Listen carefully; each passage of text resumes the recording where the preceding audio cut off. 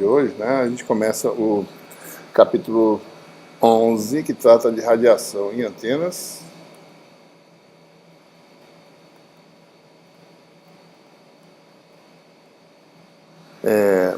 Especificamente hoje, né, nessa aula de hoje, a gente vai ver uma parte inicial do capítulo, que é como obter soluções utilizando os potenciais eletromagnéticos. E vamos ilustrar um exemplo, né, da radiação produzida por um dipolo elétrico, né? Esse é mais ou menos o que a gente vai falar hoje nesse tópico, né? Então, em relação ao que a gente viu até agora, lembre-se que nós estudamos a situação em que as fontes estavam distantes e essas fontes produziam aí uma onda eletromagnética. A gente basicamente estudou essa onda eletromagnética longe, né, da região de fontes, né, a região ocupada pelas fontes. Então, o que a gente fez? Bom, quais são as propriedades de propagação, qual é a velocidade de propagação, velocidade de fase, velocidade de grupo. Quando você tem uma onda harmônica, tem um comprimento de onda, tem número de onda, frequência, como a onda interage com a superfície, ela bate, reflete, refrata, quais são as propriedades, qual é o ângulo de refração, certo? Quais são os fenômenos que aparecem, a reflexão interna total. Vimos tudo isso, tudo que a gente viu até agora foi longe da região de geração da onda, certo? A gente está interessado agora em estudar vários fenômenos, especificamente como se dá a radiação eletromagnética a partir de flutuações de carga. Para você ter, como eu falei, já falei algumas vezes aqui, que para você gerar onda eletromagnética, você tem que ter flutuação de carga, ou seja, a densidade tem que variar no tempo de alguma forma, um elétron tem que tem que interagir com o cristal e ser acelerado ou desacelerado, tá certo? Nesse processo aparecem ondas eletromagnéticas. E, especificamente, para transmitir informação, você faz um circuito em que a corrente varia, né?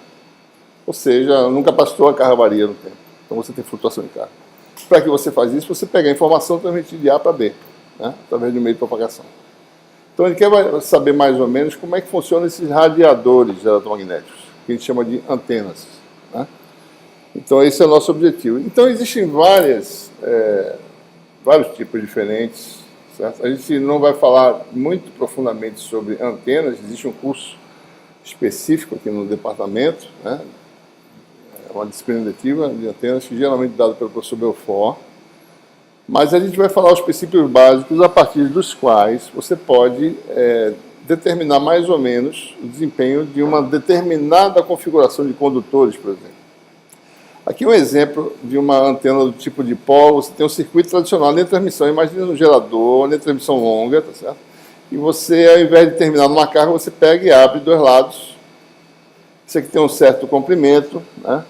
E para uma dada frequência, esse comprimento em relação ao comprimento de onda vai determinar quão eficiente, né, você pode mandar uma certa fração da potência eletromagnética do gerador para o exterior, né, e transmitir isso para vários receptores espacialmente distribuídos. Tá? Então, isso é o que chama antena de polo. Você tem dois polos, né, uma aba para um lado, uma aba para o outro. Tá? Essas propriedades que a gente vai discutir, né? A gente vai falar muito de radiação, né? Mas a recepção é um processo inverso, certo? E existe um princípio chamado princípio da reciprocidade, que determina que, ele não vai derivar aqui, mas pode ser demonstrado usando as equações de Maxwell, né? Que as características que determinam o desempenho de uma antena servem tanto para a transmissão quanto para a recepção. Então, se você falar impedância da antena, essa impedância vale tanto para a transmissão quanto para a recepção. Tá? A gente vai só comentar isso sem provar, né? E dá para se provar isso usando os teoremas, as equações de Maxwell usando os teoremas. Tá? Então, o que a gente vai falar aqui vale também para a recepção. Né? Então, uma antena dessa também recebe, né, a radiação eletromagnética com parâmetros característicos semelhantes aos da transmissão. Antena em loop, tá certo? Você tem uma espira de corrente, né? Em que você faz circular a corrente valendo o tempo e você produz radiação eletromagnética ou capta radiação eletromagnética com essa antena. Isso aqui é um guia de onda, terceira configuração que vocês estão vendo aí, um guia de onda, e você tenta transmitir a energia que está no guia de onda para o exterior, mas você não faz isso simplesmente abrindo o guia de onda. Você vai aumentando a seção transversal gradualmente, de forma que a impedância, digamos assim, do guia fite com a impedância do espaço livre e você consiga transmitir de forma eficiente essa transmissão. Então, isso é uma antena tipo corneta, que o pessoal chama, utilizada quando você tem ondas de micro, você manda a informação de uma corneta para outra, manda no meio de transmissão e analisa as propriedades. Certo? Essa aqui é uma antena parecida com essa, certo? Só que tem apenas um polo. Né? Você, na realidade, essas antenas que a gente vê dessas torres de sustentação de antenas, são simplesmente um fio que vai do chão até bem longe, tá certo? Bem comprido, né? Isso tem a ver por causa do comprimento de onda de propagação, então essa antena tem que ter um comprimento adequado, a gente vai ver que comprimento é esse depois. E esse plano de terra faz um efeito que pode ser computado usando o método das imagens, né? Então, a gente vai ver, tá certo? Pode já comentar que isso aqui é equivalente, né? Se isso aqui é L, o comprimento, a existência de um plano, digamos, mais ou menos condutor, a Terra tem mais ou menos propriedades parecidas para essas frequências, com as propriedades de um condutor, isso aqui é como se a dobrasse para baixo, né? Fosse uma antena no vácuo, dobrada em comprimento. Então, o plano de terra faz esse efeito. Ou seja, a energia que iria para baixo, ela é refletida de volta, digamos assim. Não pode falar desse jeito, certo? Então, é como se você tivesse comprimento 2 vezes maior, você tem potência 4 vezes, 2 ao quadrado vezes maior, certo? Então, o efeito é esse. Soma as amplitudes, né, dessa e da antena imagem embaixo, então você tem 2 vezes o campo ao quadrado dá 4 vezes a potência. Certo? Bom, esses são exemplos, né? Eu posso também falar em fibra ótica, certo? A gente não trata a fibra ótica como antena, mas a gente pode ver a fibra ótica também, que se você tem a luz transportada numa fibra ótica, né? A luz tem um perfil aí confinado. Quando chega na extremidade, isso aqui tem uma casca, né? Tá? Isso aqui tem um índice de refração inferior ao do núcleo. Quando essa luz chega na casca, o que acontece? Ela sai, mas ela não sai confinada como estava antes. Ela sai difratando, ela sai abrindo, né, a faixa de localização da luz. Se você vê a fibra ótica, ela vai... Se você for luz visível, você vê um spot bem grande na parede. Apesar de dentro da fibra ótica, isso aqui tem mais ou menos, numa fibra monomodo, mais ou menos 5 microns. Né? Depois de uma certa distância, está lá uma bolota bem grande, né, de luz. Você pode ver isso como se fosse uma antenazinha, certo? Emitindo uma fonte putiforme, mandando luz, que seria a onda eletromagnética, para fora. Tá? Então, todos os princípios, mais ou menos, podem ser computados com o modelamento que a gente vai fazer aqui. Tá? Então, tudo se resume ao seguinte: dada uma variação no tempo de carga numa região localizada, tá, ou corrente, qual é a radiação produzida a longa distância? Esse é o grande problema que a gente quer lidar. Tá? Então, a gente precisa, para isso, né, lidar. Vocês lembram, né? Lá no capítulo 3, certo? A gente falou em equação de... Ou seja, o nosso método de solução de problemas em eletrostática, né, era da seguinte forma: determina a função potencial que satisfaz uma equação. Que equação é essa? A equação mais geral é a equação de Poisson. Né? E do potencial, que é a grandeza auxiliar, é mais fácil calcular isso aqui, a gente vai calcular o campo final. Certo? Pronto, resolveu o problema. Então, o potencial é sempre essa grandeza auxiliar. Né? No caso eletrostático, tem um potencial escalar. No caso magnetostático, tem um potencial vetor. Né? B é obtido do rotacional de um vetor. Certo? Não usamos muito o potencial vetor, a gente só ilustrou. Né? E poderia ser uma grandeza auxiliar também. Certo? E disso aqui tem uma equação diferencial que é satisfeita pelo potencial vetor, que é essa aqui. No caso magnetostático, né, dada a distribuição de corrente, calcula-se A, usando a técnica que for mais conveniente, certo? E de A obtém-se o campo final B. Esse é o método formal, usando equações diferenciais, certo? Então, potenciais são grandezas auxiliares, né? Ou seja, no caso estático, você tem potencial escalar, no caso dinâmico, no caso magnetostático, você tem o potencial vetor. E agora a gente quer saber, bom, e no caso variante no tempo, como é que ficam? Que funções potenciais a gente vai usar? Tá? Porque agora é dado uma distribuição de carga, dado uma distribuição de corrente, tá? Qual é a solução para IH?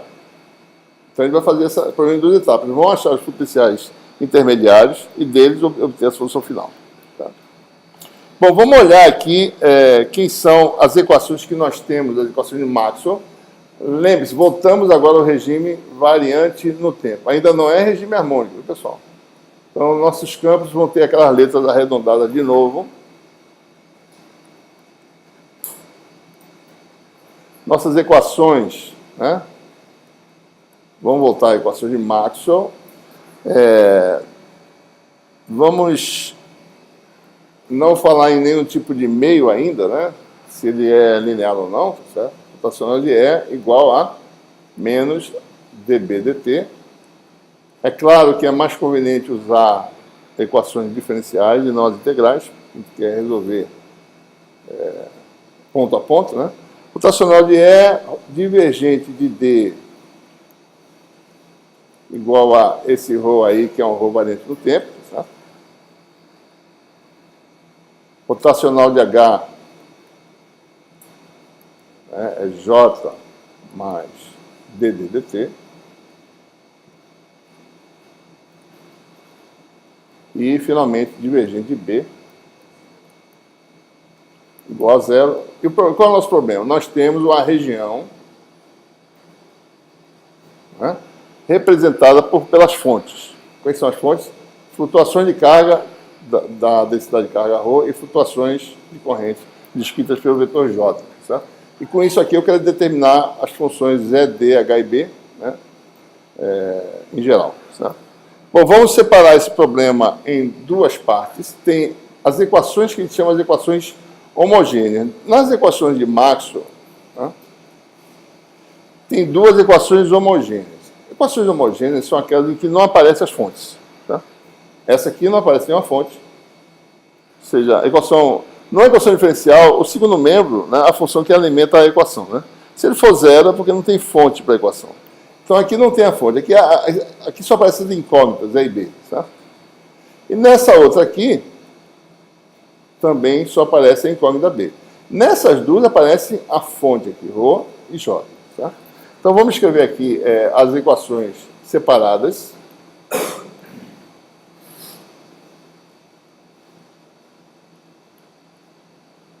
Homogêneas, né? Rotacional de E mais dB dt igual a zero. A gente vê facilmente. Tem as incógnitas de um lado e não tem nada do lado de lá. Não tem fonte aqui, certo? Segunda equação é divergente de B igual a zero. Daí tem as equações não homogêneas, né? Divergente de D igual a ρ e rotacional de H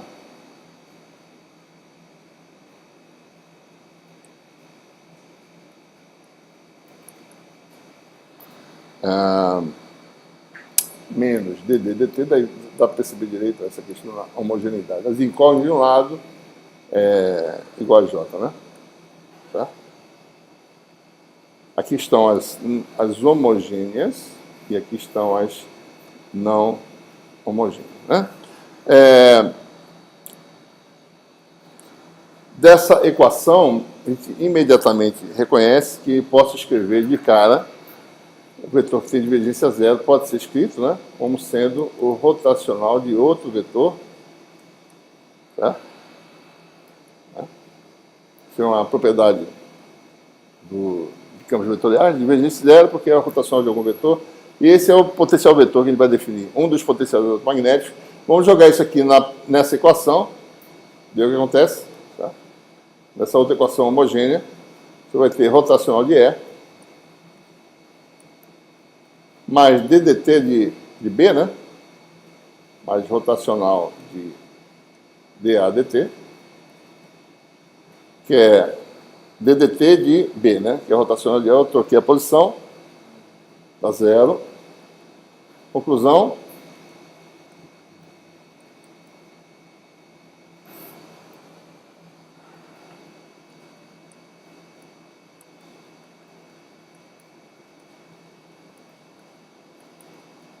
Rotacional desse vetor aí, certo? Dá zero. Então, a segunda propriedade, o vetor que é irrotacional, que é esse vetor aqui, pode ser obtido do gradiente de um escalar. Então, esse vetor aqui agora, certo?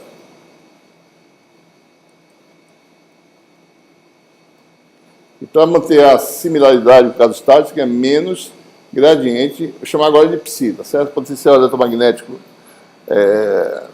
vamos ser chamado de psi.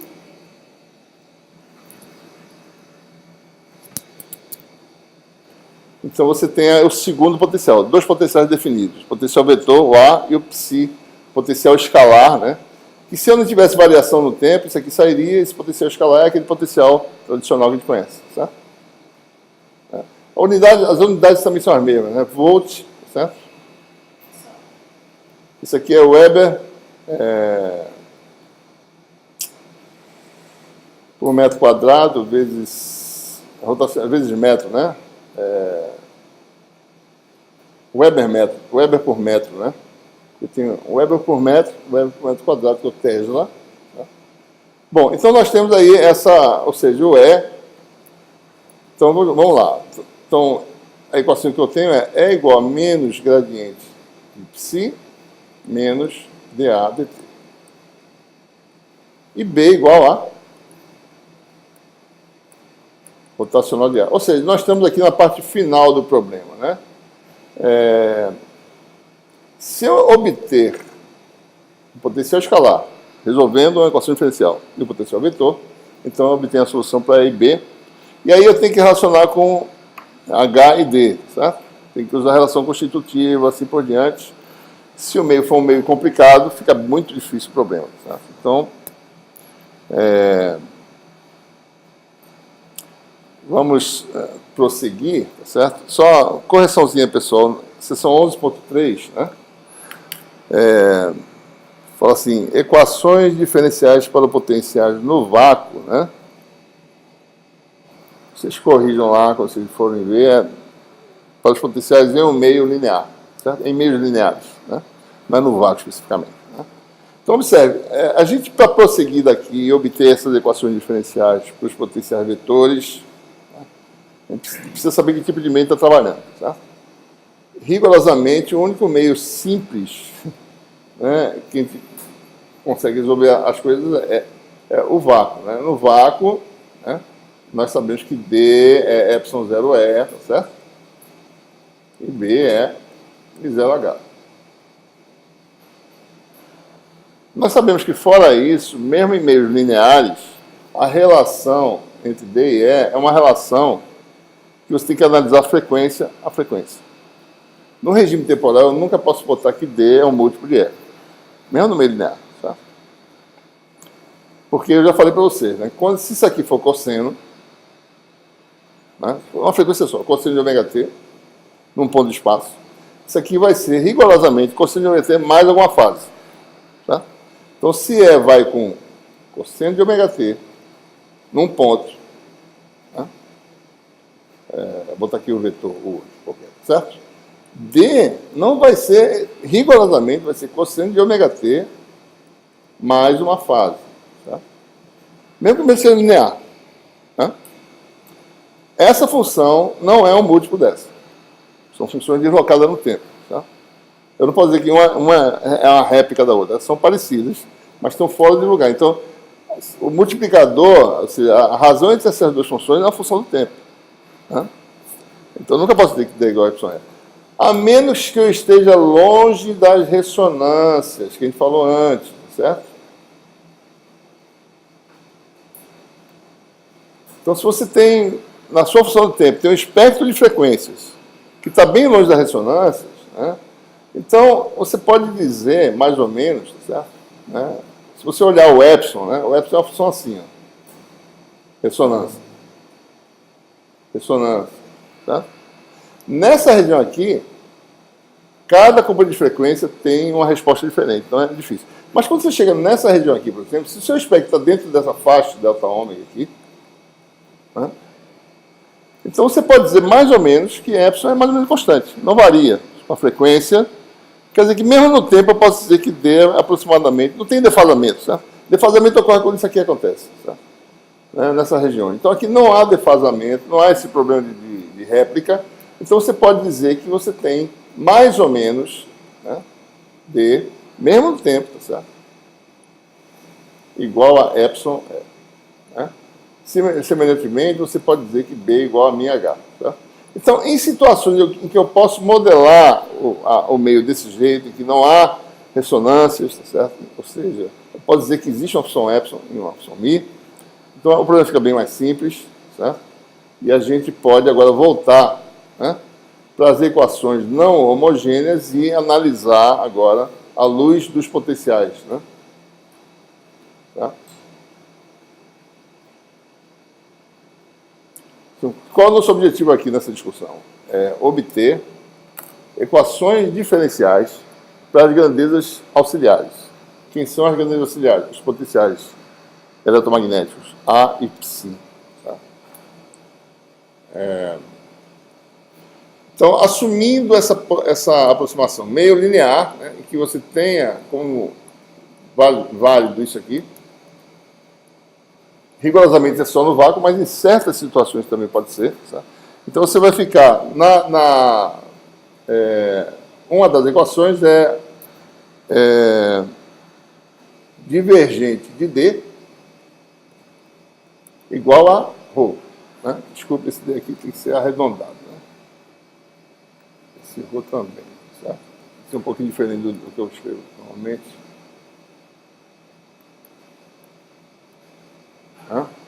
Bom, D sendo epsilon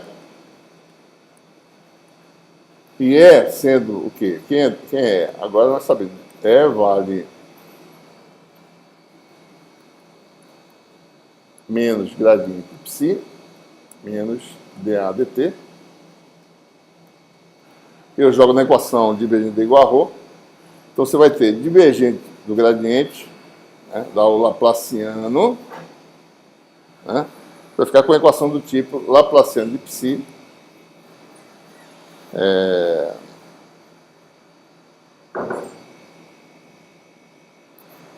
esse epsilon vai para o segundo menos, vai ficar laplaciano de psi, mais esse menos vai para o segundo menos, vai ficar mais divergente de A, né? ddt divergente de A,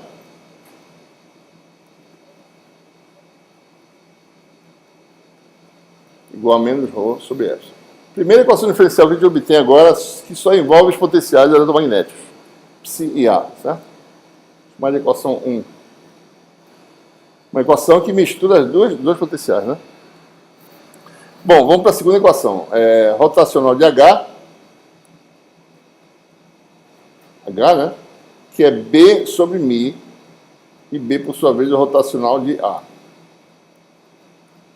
Né? Rotacional de H, tá?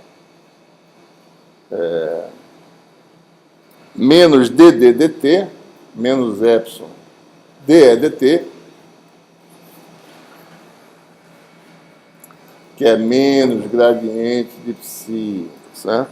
Menos dA dt, igual a J, né? Tá? Tem essa equação aí. Tem que fazer aquela expansão que a gente conhece. Observe que aparecer aqui um μ epsilon, tá certo? E sabemos que μ epsilon é 1 sobre a velocidade de propagação do meio ao quadrado. Nós já sabemos disso, né? Então aparece já um μ epsilon aqui, vou multiplicar por μ epsilon, expandir isso aqui vai dar gradiente divergente, que é o rotacional do rotacional, né? Menos laplaciano, né? E aqui vai aparecer μ epsilon 1 sobre V2, vai ficar menos 1 sobre V2. Se quiser, pode botar esse menos para fora, fica mais.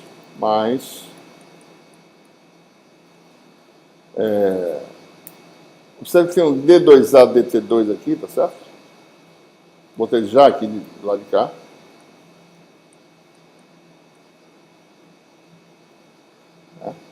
Tem outro termo que é mais 1 sobre V2 gradiente de psi dt.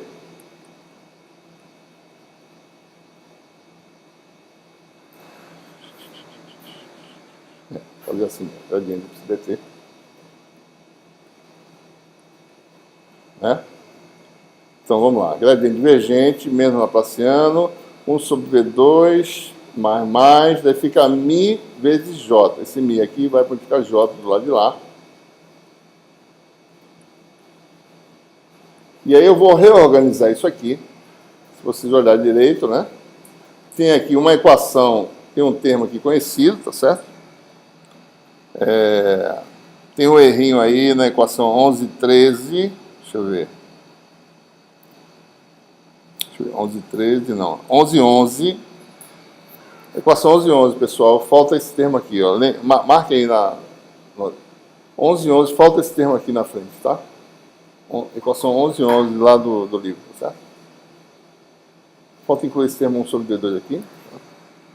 Então, você vai ficar com algo assim, laplaciano de A. Vou passar para o segundo mesmo esses termos aqui. Menos 1 sobre V2 D2A dt2.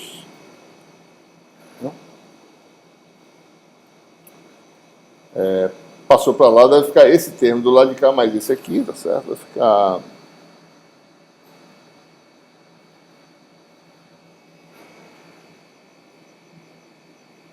Passei para lá, né? Então vai ficar aqui, gradiente é igual a, né? Vai ficar mais...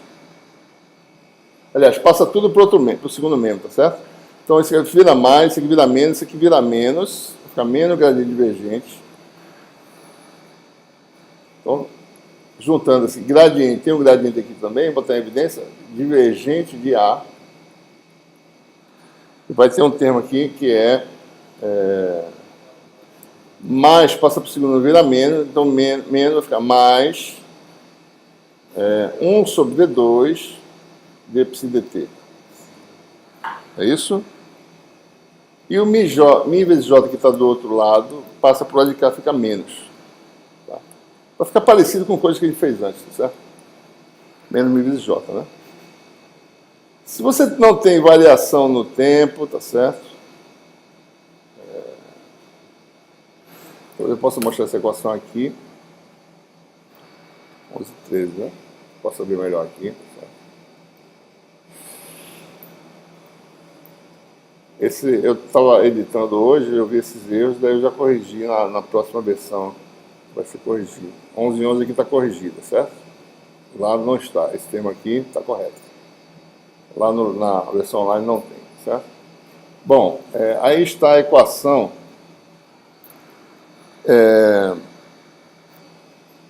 As duas equações que a gente obtém nesse processo, né? Uma foi a primeira,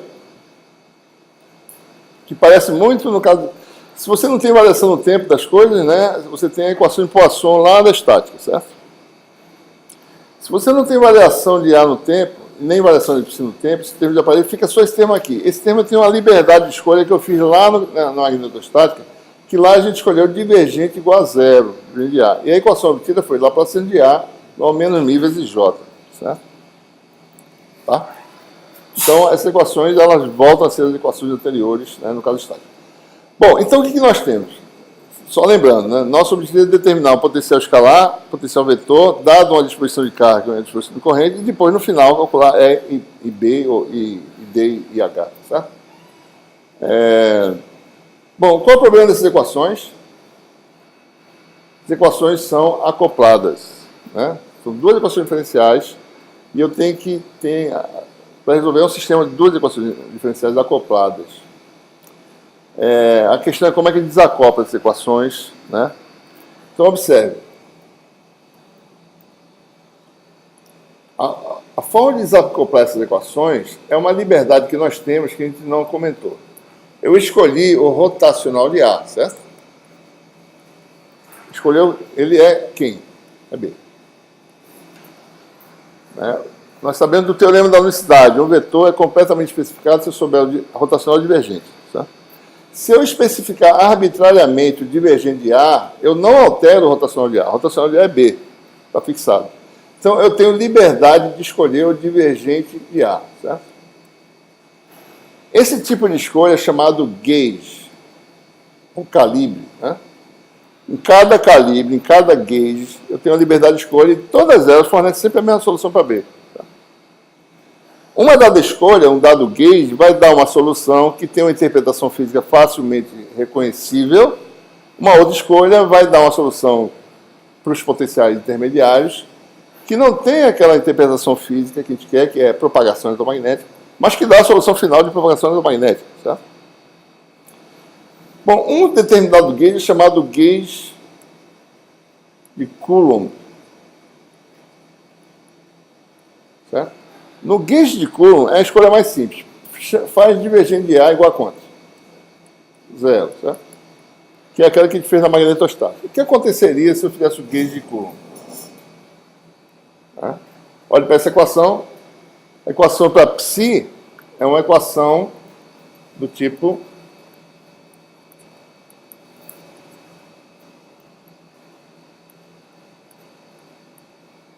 menos ρ sobre epsilon, certo?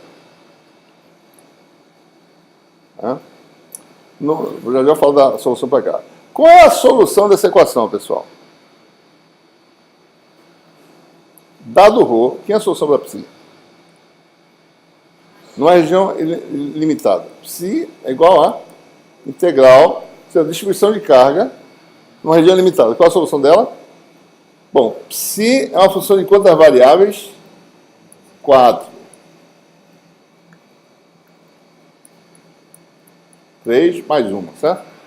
É igual a integral de volume de dV', ρ de x' t, certo?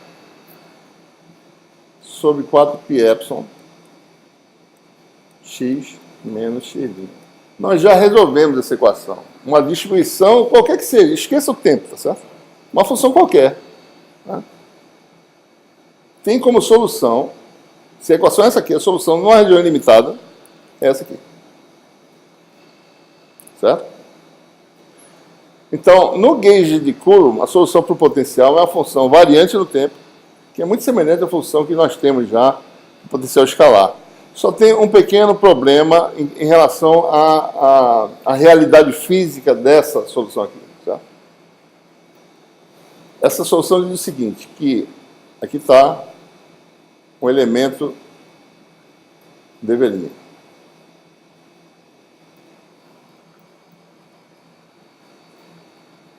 Não quer dizer que eu não pudesse usar isso para calcular os campos físicos, não. Eu posso usar, mas o dV' está aqui no ponto x' e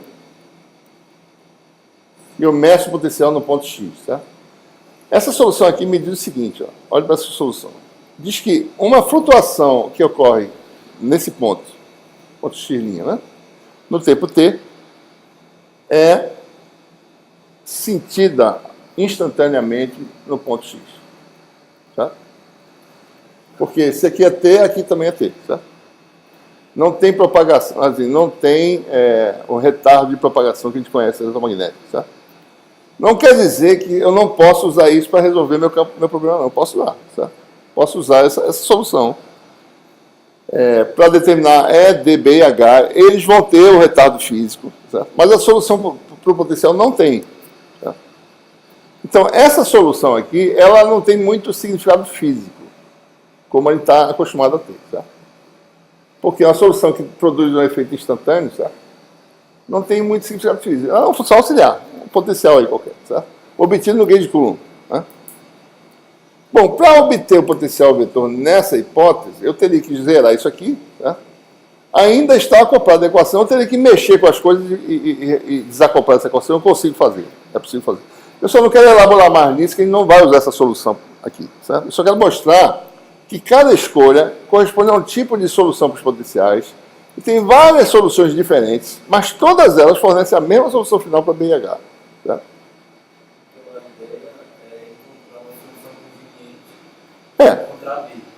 A gente só quer que a nossa solução intermediária, que é um potencial, tenha algum significado físico também, certo? Não essa aqui. Apesar de poder ser, em algumas situações, talvez seja mais interessante usar essa aqui, porque o problema fica mais fácil.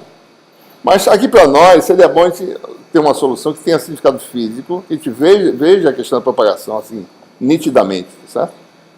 Então, a gente não vai usar esse gauge, vai usar um gauge, certo, que mostra essa evidência. Certo? Então, a gente vai usar o chamado gauge, ou calibre, né, de Lorentz. Esse indivíduo aparece em várias situações, né? Lorentziana, Lorentz, né? Entre outras coisas. Certo? O que é o gauge de Lorentz? Né? Vamos observar aqui nosso sistema. O gauge de Lorentz é quando a gente zera isso aqui. Ó. O que acontece se eu zerar isso aqui? Observe qual são as reduções. Laplaciano de A menos 1 sobre B2. Isso aqui está errado, né? D2A, DT2. Tem um 2 aqui, equação 11 e 13, tá certo? É D2A, DT2. Anotem aí. Para depois vocês perceberem. Né? Acho que no meu... eu também não corrigi, que eu não vi. Agora que eu estou percebendo. D2A, DT2, né? Igual a menos nível de J. O que nós teríamos, né? Nós teríamos aqui uma parte que é aquela combinação de derivadas típicas, né, da equação da onda, só que a equação da onda como não homogênea. Tá? Porque na equação da onda tradicional isso aqui é zero. Né? E nós sabemos o que acontece quando você tem a equação da onda. A equação da onda prevê a propagação, velocidade da luz, tudo aquela história. Tá? Agora vai ser uma pequena alteração. Dado isso aqui, qual é a potencial resultante? É só isso que tem que fazer. Mas é de se esperar que a solução que a gente obtenha seja uma onda propagante. Tá? Potencial vetor também. Tá? Ok? Bom, a pergunta é a seguinte. Bom, essa equação vai ficar desacoplada, porque esse termo aqui, né, ele vai sumir. Né? Vai ter uma equação só para A, inteiramente em A. A pergunta é qual é a consequência nessa equação aqui. Como é que fica a equação para psi? Tá?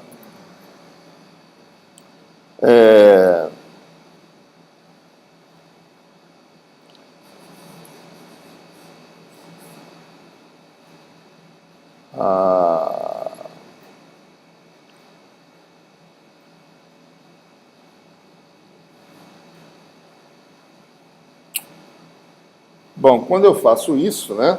Então, quando eu faço gradiente de divergente, mas isso aqui dá zero, né? Então, o que acontece com a outra equação, né? Deixa eu ver aqui. Vamos olhar para a primeira equação aqui, que é Laplaciano de psi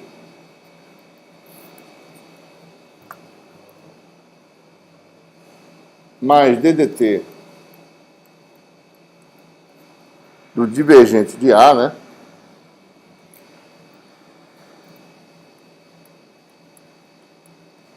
Igual a menos ρ sobre epsilon.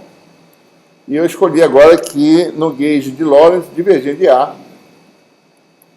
mais 1 sobre P2 derivada de psi igual a zero. Isso aqui quer dizer que o divergente de A é relacionado diretamente, né? É só jogar lá. Divergente de A agora é expresso inteiramente em termos da derivada de psi. Onde? Desculpa, aqui está errado. Não, aqui está errado. É lá para cima. É divergente. É gradiente de psi, né? Não, embaixo. Agora não sei se... Peraí. Não, divergente de A. Isso aqui está certo. Isso aqui é o gauge de Lorentz, né? Então, lá em cima. Então, bota na equação. Das calculadas. Aonde? No Aqui é. livro, não. Aí, ó.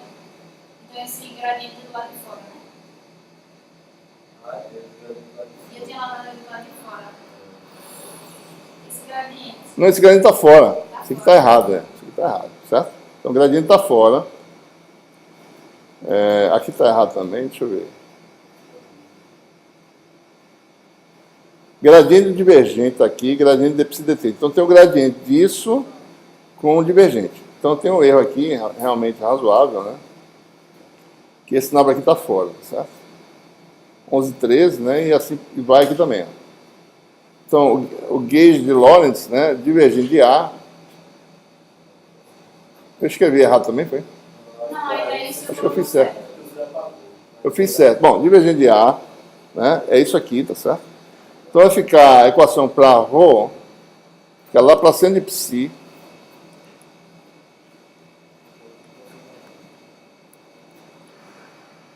mais ddt do divergente de A,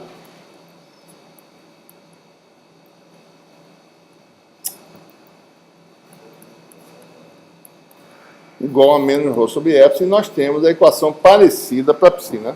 Lá para cento de psi, menos 1 sobre V2 D2 psi dt2, igual a menos ρ sobre epsilon. Então, observe, né? As equações obtidas são equações, deixa eu botar para também, lá para cento de A, menos 1 sobre V2, são desacopladas, D2A, dt2, igual a menos μ vezes J. Né? Então, aqui mostra claramente, né? Se você não tem derivado no tempo, ó, lá para cento de menos ρ sobre epsilon, lá para cento de A, menos μ vezes J. E aí você tem equações desacopladas e com características de onda eletromagnética, que se propaga. Certo? A pergunta é qual é a solução? Observe que se eu resolver esse problema aqui, eu automaticamente vou mostrar para vocês que eu resolvo isso aqui, como a gente já demonstrou antes. Tá? Que isso aqui tem 3 equações em cartesianas idênticas a essa aqui. Em cada direção, se você decompõe em cartesianas, em cada direção, a equação é uma equação desse tipo aqui, homogênea, equação da onda não homogênea, certo? Muito bem, então vamos resolver, né? E a partir daí a gente vai construir todo o nosso capítulo 11, né?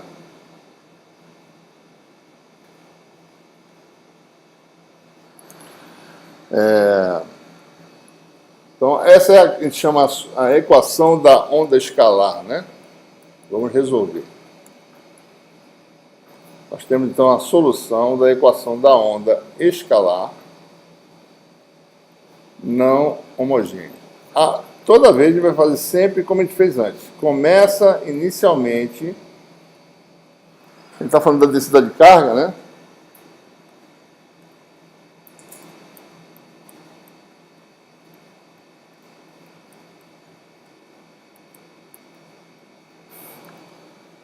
Vou fazer assim para diferenciar, certo?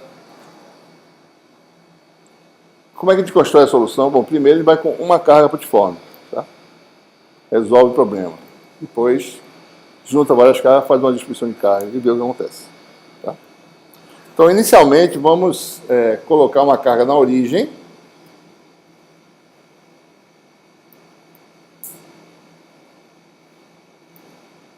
Isso não me deixa ser rápido, infelizmente.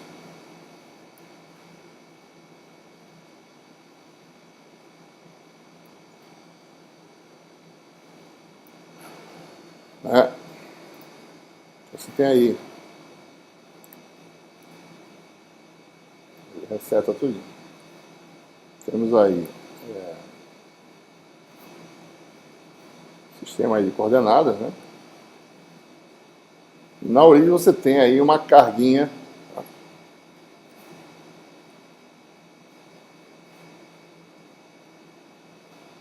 né? Uma carguinha na origem. Qual é a perturbação que ela provoca se ela variar no tempo? Né? Então, é isso que a gente quer saber.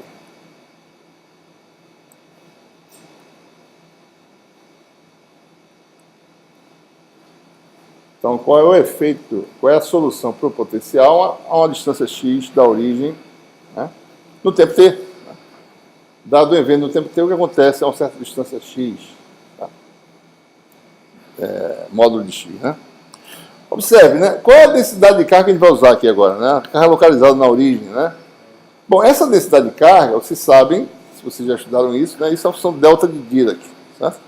Mas não precisa lidar com a função delta de Dirac. Basta dizer o seguinte, que nós temos uma densidade, certo? Mais especificamente, né? Essa carga está localizada, então essa distribuição é esferosimétrica, né? Certo? É um ponto. Então, um ponto tem simetria esférica, né? Então, você tem aí uma densidade de carga que depende de R apenas, tá? E de T. Né?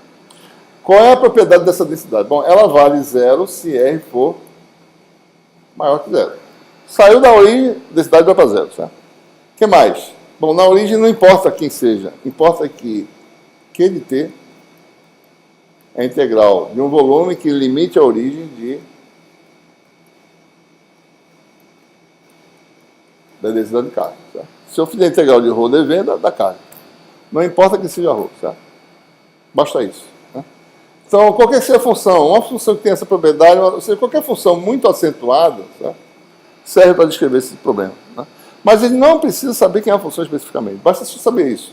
A função tem essa propriedade e a integral dela dá carga na origem. Então, a gente vai analisar o quê? A equação diferencial fora da origem inicialmente. Certo? E depois a gente vê o que acontece com a solução quando a gente usar a origem. Então, na região R maior que zero, né, lembrando da equação diferencial, né, Laplaciano de psi,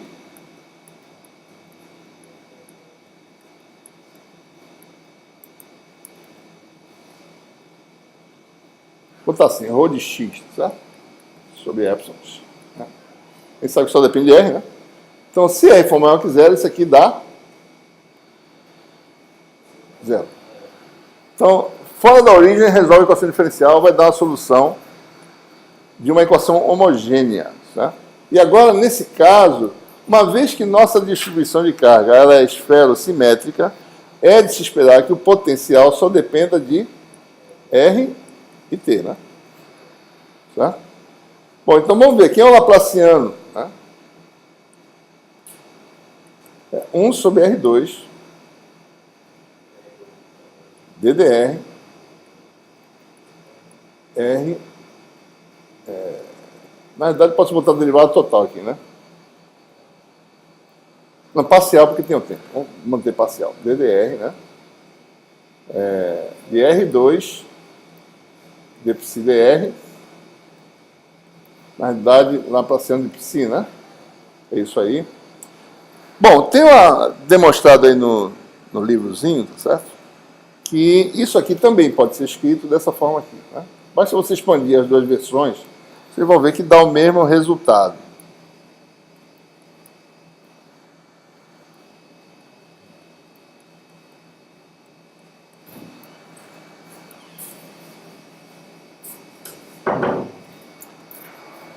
Certo? Se vocês expandirem as duas versões dessa combinação de derivados, vai dar o mesmo resultado. Certo? Tem a demonstração aí, né? Basta vocês manipularem e verem, certo? Então aqui vocês têm essas duas possibilidades. Vai usar que essa facilmente ele percebe qual a solução do problema, certo? Então, fazendo isso, né? Laplaciano de psi, então, botando a equação não, vai ficar 1 sobre R. Na realidade, D2...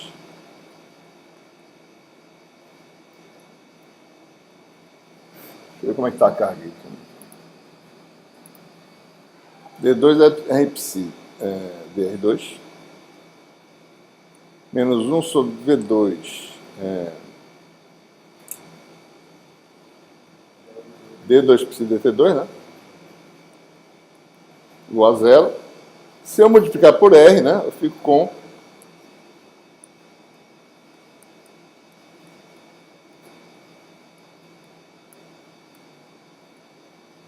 R não depende do tempo, tá certo? Então fica D2 dt2 e R psi igual a zero, tá? A gente chama simplesmente R psi de uma nova função, né? Vai ficar mais fácil, por exemplo, certo? Chamar de F, R psi igual a uma função F de RT. Né? Ou seja, na realidade quer dizer que psi agora é F de RT sobre R. Né? Então tem a equação para F. Que equação é essa, né?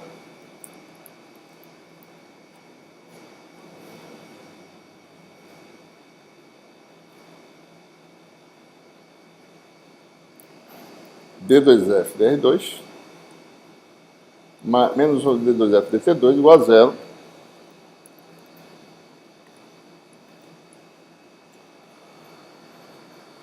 Qual é a solução dessa equação, pessoal? Para F. Nós já resolvemos isso no capítulo 7, né? Essa é a equação da onda tradicional, tá certo? A função de uma variável, aliás, duas, né? Uma coordenada R, uma variável R e uma variável T. Só que, nesse caso, R é só positivo, né? A distância, certo? Então, a solução da equação da onda, né, nós já conhecemos.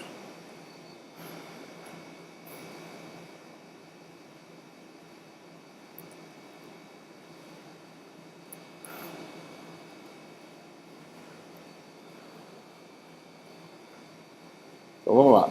Desculpa. D2F parcial, né?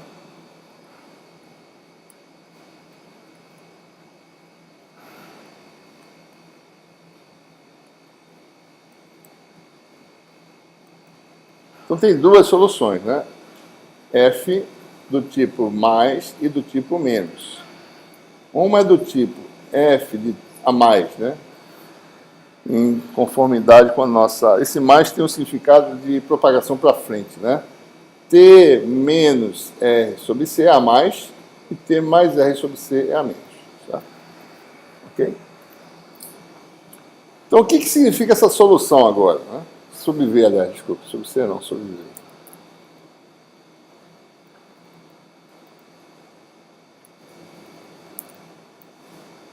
Bom, a solução F+, significa uma onda que se propaga com velocidade V, em que o valor de F se mantém constante quando o quê? R for constante. Na esfera de raio K. Certo?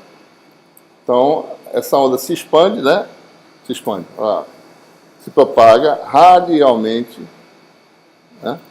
E se mantém com amplitude constante na esfera de raio K. Então, a onda a menos, né? Quando tem um menos aqui, que é F+, é a onda que sai da origem. Tá?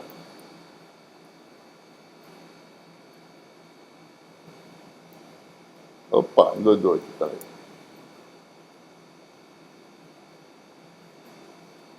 Né? Você tem aí uma solução que é F+, é aquela onda que em R constante ela tem amplitude constante. Certo? Se você viajar sobre a velocidade V em cima dessa esfera de raio K que ela vai expandindo, você vai ter sempre a mesma amplitude. Tá? Não é um plano, é uma esfera agora. Certo? A outra onda é qual? A F- seria uma onda... Bom, a F+ faz isso, né? Isso aqui é a mais. A F- é aquela que converge para a origem. Certo? Essa solução é possível, mas não está associada a esse problema aqui. A nossa causa está na origem, não está longe. A causa não. Então, a solução que a gente vai usar é a F+. Certo? Mas a solução F- existe. Por exemplo, né?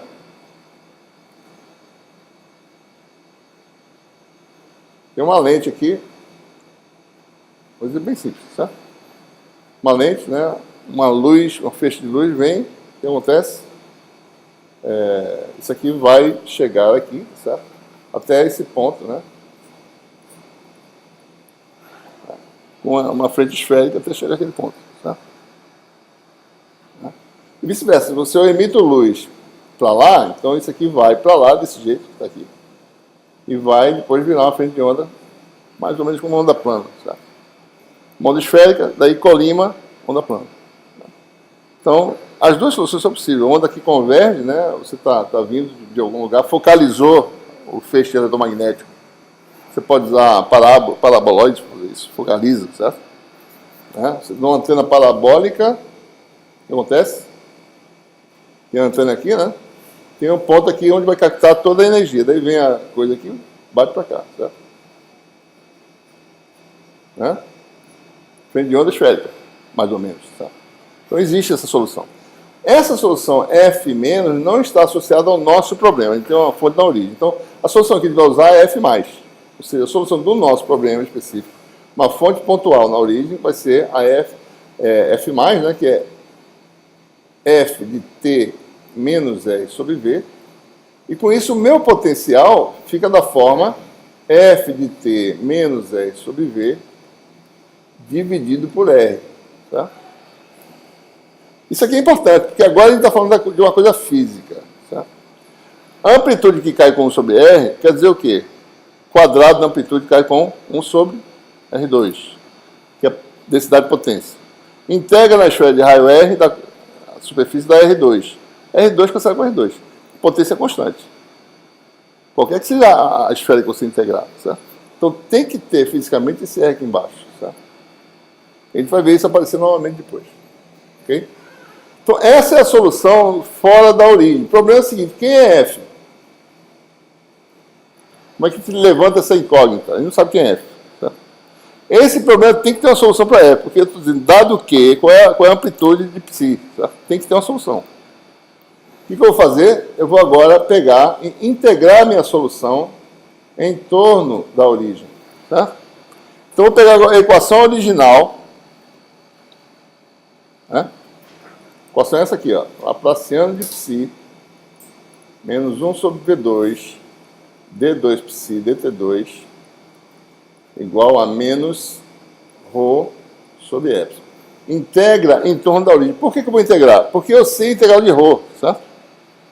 Eu sei quem é a integral disso aqui. Né? Eu não sei quem é ρ, mas a integral eu sei. Então, por isso que eu integro. Então, integrando em torno da origem. Então, veja, eu vou pegar aqui. Aqui está a origem, certo?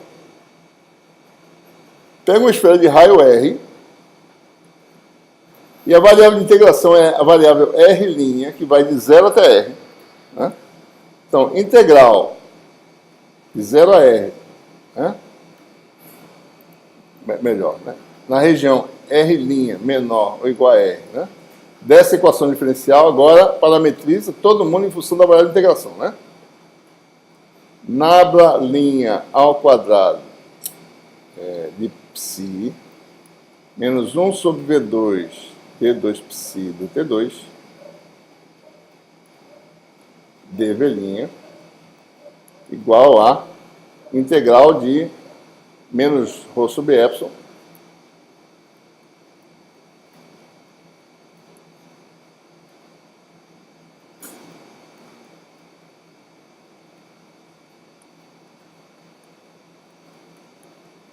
certo? Quanto é que dá isso aqui? Independentemente do raio, pode ser um raio qualquer. Daqui.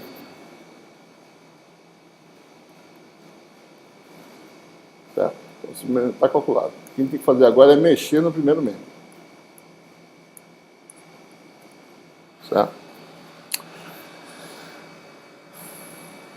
Bom, vamos por partes, né? Tem esse termo aqui, tá certo?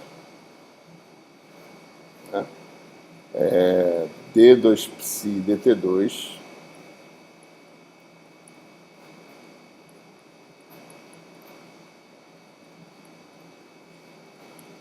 R', né? Porque isso aqui depende de R', certo?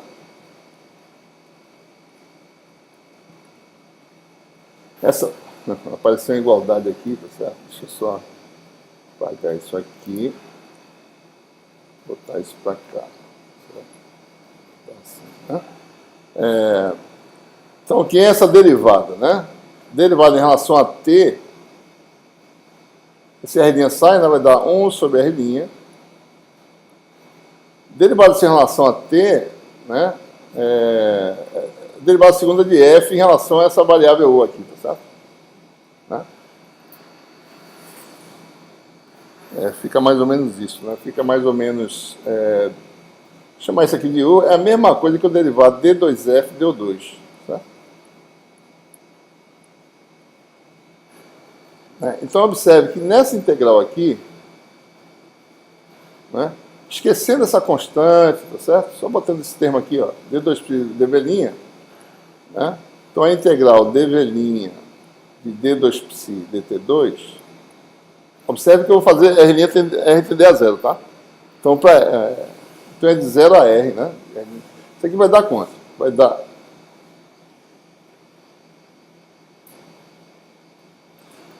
Lembrando, dv' é igual a R' ao quadrado dr', diferencial de ângulo sólido, tá? Seno θ de θ de φ.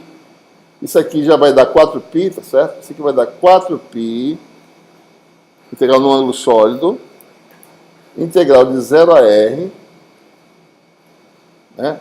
R' ao quadrado dr', 1 sobre R', D2F, DO2. Certo? Isso aqui vai dar quanto? Isso aqui não depende de... para R muito pequeno, é como se fosse R igual a zero, né? Certo? Porque essa função F é uma função bem comportada, né? Não tem nenhum... Quem tem problema é a função psi, ela tem a singularidade, mas não a função F. Isso aqui vai dar D2F de T2, na realidade, né? Faz R igual a zero mesmo, certo? Ou vira T, mesma coisa, né? E vai ficar integral de R' dr', que vai dar R2 sobre 2 vezes 4π, né?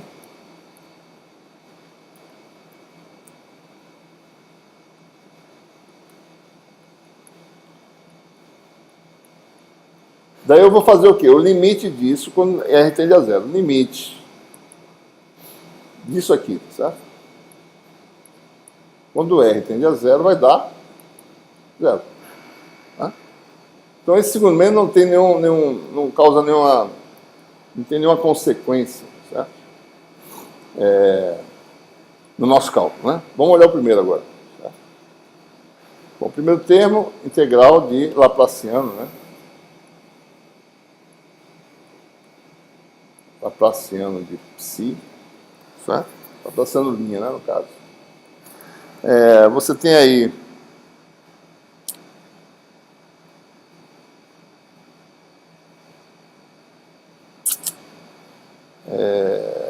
de forma bem simples, né? Teoremazinho aí da...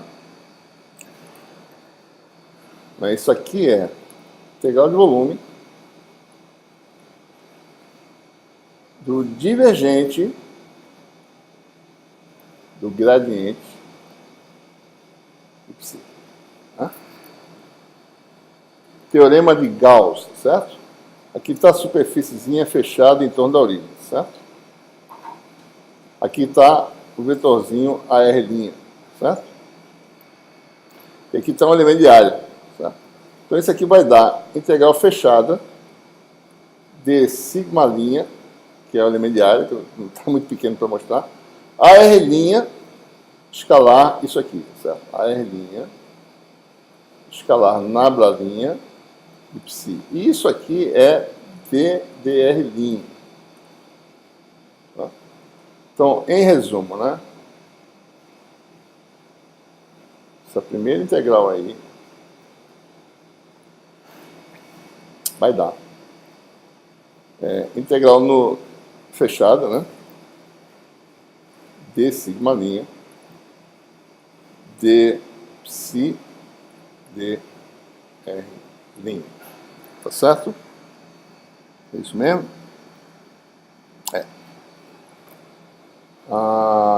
Numa superfície, que raio é a superfície? R' igual a R, é a esfera que eu estou integrando, tá certo? Então, bom, essa superfície aqui, certo?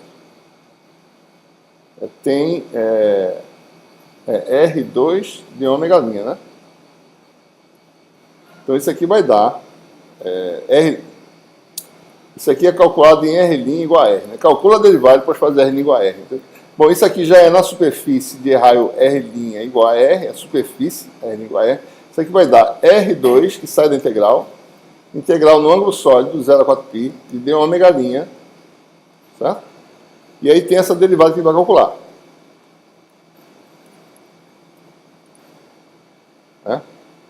E como sempre, quando a gente vai calcular as coisas, o quadro acaba. Né? Então vamos voltar para cá. Tá? Bom, psi é igual a F de T menos R' sobre V dividido por R'. Vamos calcular essa derivada, que parece fácil, mas não é, porque tem a derivada da razão, né? D psi de R' dá quanto, certo? Derivada disso em relação a R' vezes isso, certo? Em relação a R' dá menos 1 sobre V, né? dF du, certo? Né? dF du dr', que dá menos 1 sobre V, porque dF du, né? Menos derivada desse vezes isso, menos F de U, certo? Vou botar assim. sobre R' ao quadrado. Né?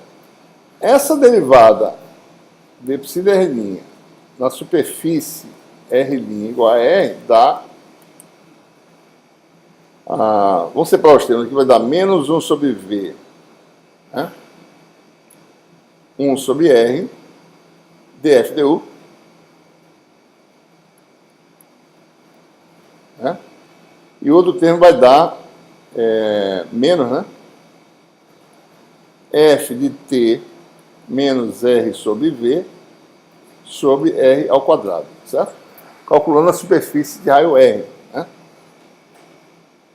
Então, integral disso vezes R2, então R2 vezes isso, que é o que nós temos aqui, R2 vezes isso, né? A integral agora fica fácil de calcular, ninguém depende de ângulo aqui, o resultado da integral vai dar R2 integral em d ômega, certo? Vai dar quanto, né? Esse termo vai dar menos R sobre V, vezes integral de ômega dá 4π df du. R2 cancela, menos 4π f de t menos R sobre V. Certo? Agora eu faço limite, para não gastar muito quadro. Quando R tende a zero dessas coisas, vai dar quanto? Aqui vai dar quanto? Zero. Tá? E aqui vai dar f de t. Certo? F de t. Tá? Então, o resultado daquela confusão todinha lá, certo? Ou seja, então, calculamos a integral, né? A integral, eu acho que é f de t vezes 4π, né? Então, o resultado é menos 4π, f de t é igual a menos q sobre epsilon, tá certo?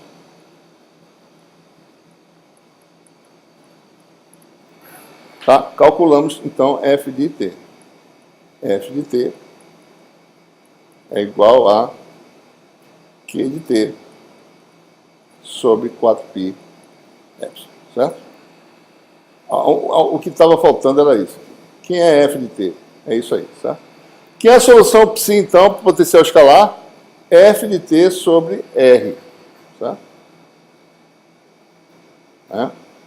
F de t não, F de t menos R sobre P sobre R. Solução para esse problema, então. Está aqui a equação diferencial. Cadê a original? Está onde? Então, a solução da equação de onda não homogênea para uma fonte pontual localizada na origem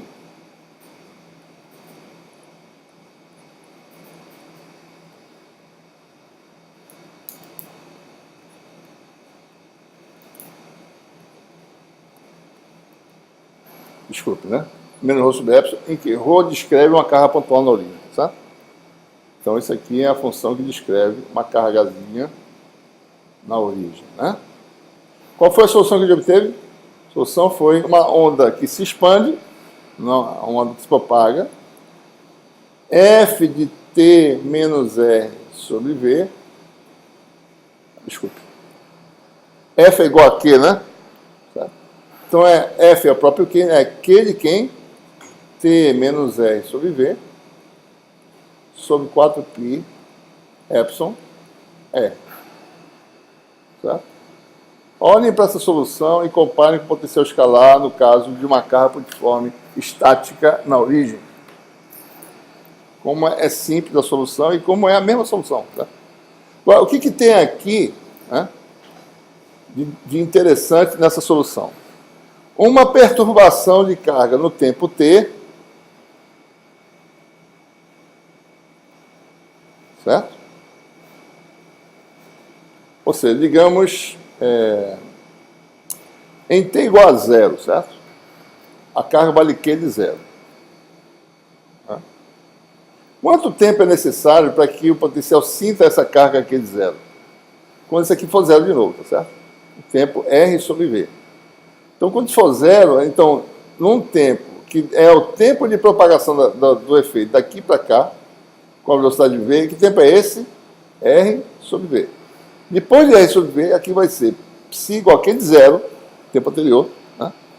Sobre copi epsilon R. Então, essa solução no gauge de Lorentz evidencia a questão de causa e efeito que demora algum tempo para você observar. Certo? Se fosse a solução do gauge de Coulomb, qual seria a solução desse problema? Gauge de Coulomb simplesmente não tinha esse termo aqui. Ó. Q de T sobre copi epsilon R, que eu já resolvi.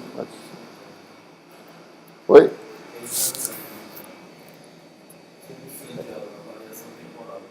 É pena que eu não ouvi por causa disso aqui. Se fosse o de Coulomb é instantâneo, certo? Não quer dizer que o resultado para o campo elétrico, não vai ser um resultado fisicamente que faça sentido, que não tem propagação. Quer dizer que a função não tem sentido. É uma função instantânea. Pode ser usada, mas essa solução não tem as características de uma onda, certo?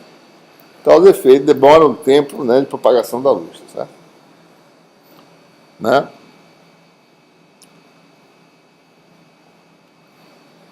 Muito bem. Então, qual é a solução agora geral? Né? Observe a semelhança do desenvolvimento das coisas que está fazendo. Está fazendo agora coisa parecida com lá no caso da eletrostática. Né? Começa com uma carga, depois junta várias cargas. Bom, se eu tiver uma carga num ponto que agora varia no tempo, né? No ponto x', e eu quero observar o efeito no ponto x, né? Então o que acontece? Bom, basta que eu use essa distância r, né?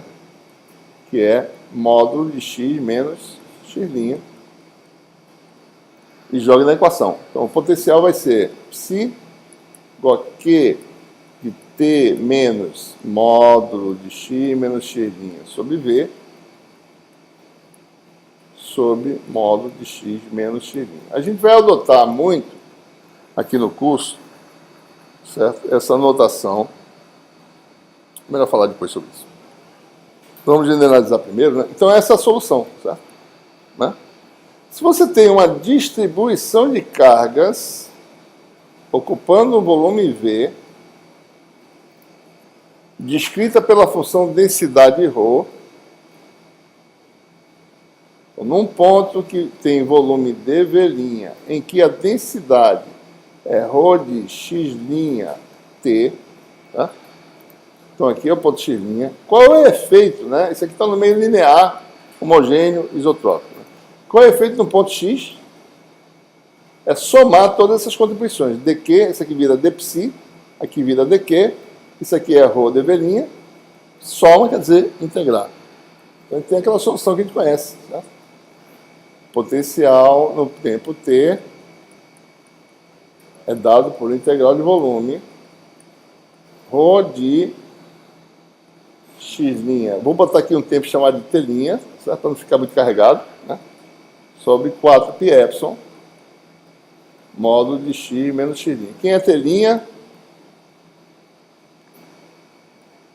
É aquele tempozinho que tem um retardozinho de R sobre V, menos R. É o tempo retardado, né?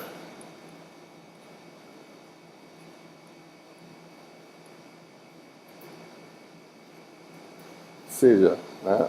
No meu tempo, a coisa acontece no tempo, preciso de um tempo de retardo de R sobre V para poder perceber. Tá? Então, a solução semelhante, né? Bem parecida com a solução obtida anteriormente, né, no curso. Tá? Mostra o retardo. O potencial escalar tem aquele comportamento. Certo? Potencial retardado, né? Bom, e se eu tenho uma distribuição de corrente também, observe que eu não só tenho ρ, né? Eu tenho ρ e também tenho, nesse ponto, uma densidade de corrente. O problema é completo, né? Eu tenho flutuação de carga e também junto uma densidade de corrente J. Essas coisas são relacionadas pelo princípio de conservação da carga, certo? Não são assim independentes, né? Mas vamos completar o problema. J, né? Certo? Qual é a solução para o potencial vetor, pessoal? Nós já fizemos isso antes, né? Eu posso pegar a equação diferencial semelhante, Laplaciano de A menos 1 sobre V2, D2A, DT2, menos mi, J. Eu decomponho em componentes ortogonais, sistema de cartesianos, que é o mais simples que tem, que é a forma mais fácil de resolver, né? A igual a soma de igual a x até z, né? De AI, vetores constantes, certo? Mesma coisa para J.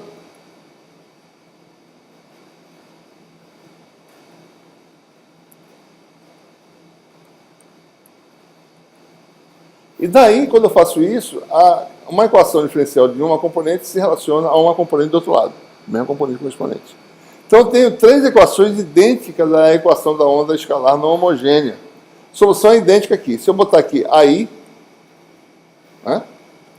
Isso aqui vai para cima, vira Mi, e aqui vira JI, aqui tá? No lugar disso. Né? Então, cada componente tem uma solução semelhante. Se eu juntar vetorialmente todas as componentes, vou ter a solução vetorial, que é muito parecida com essa. Aqui aparece um A vetor, e aqui aparece Mi J vetor. Mesma coisa. Tá? Então, a solução para o potencial vetor é uma solução muito semelhante, que é A xt igual a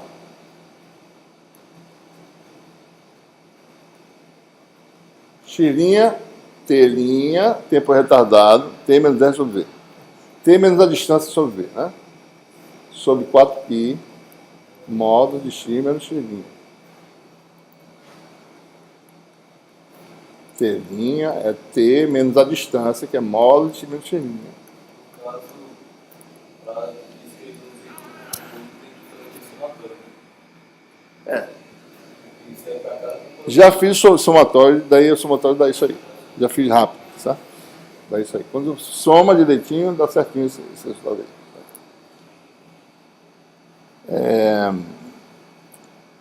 Bom, eu pretendia fazer o dipolo elétrico, mas eu pensava que desse tempo, né? Mas não vai dar tempo. Então, a programação, na realidade, não era para ter dipolo elétrico hoje, era para ser na próxima aula. Eu pensava que ia ser rápido essa parte, mas não foi tão rápido assim. Então, a gente vai terminar aqui. Mas a gente concluiu o quê? A gente vai depois ainda fazer um caso prático, que na próxima aula, pega um dipolo elétrico, vê a carga oscilando, calcula os potenciais psi-A e calcula os campos. Né? Falta terminar a parte final. Né? Porque com isso você vai ter o campo final depois. Certo?